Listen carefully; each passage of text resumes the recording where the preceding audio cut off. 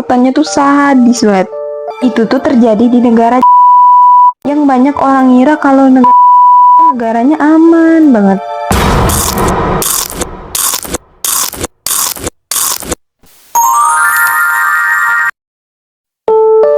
Selamat datang di catatan terakhir.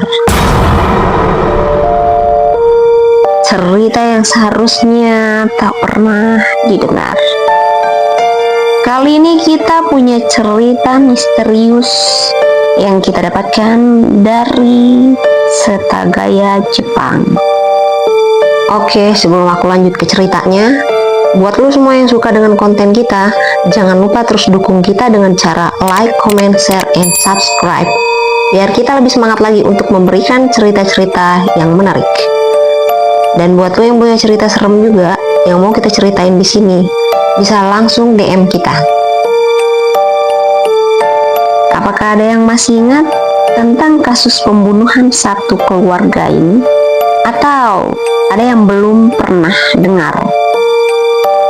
Gue udah pernah dengar dan gue tuh inget banget detailnya. Yang ayah, ibu, terus dua anak kecil tuh mereka semua tuh dibunuh di rumah mereka sendiri. Dan yang paling parahnya tuh, itu tuh terjadi di negara Jepang. Yang banyak orang ngira kalau negara Jepang tuh negaranya aman banget. Jadi kasus ini terjadi pada tahun 2000. Dan yang bikin gue nggak habis pikir, pelakunya itu masuk dengan cara manjat pagar belakang rumahnya, masuk lewat jendela kamar mandi lantai 2. Dan seperti dia sudah tahu seluk-beluk rumah itu. Bahkan dia ngebunuh tuh urutannya tuh sadis banget. Kenapa? Karena dia nyerang si anak cowok dulu. Nah, terus ibunya tuh ngeliat kan, dia tuh nyerang anak cowoknya. Ibunya tuh panik dan ibunya berusaha nyelamatin. Nah, gue tuh gak kebayang sih, suasananya sepanik apa, seriuh apa. Ingat gak, setelah itu pelakunya gak langsung kabur, tapi dia malah santai dulu di rumah itu, kayak gak ada panik-paniknya gitu. Iya gue inget, dia makan es krim di kulkas, minum teh, terus buka komputer mereka buat browsing internet. Gue gak ngerti sih, itu orang gak punya rasa takut sama sekali. Parahnya lagi, pelaku ini ganti baju pakai baju korban, kayak dia yang punya rumah.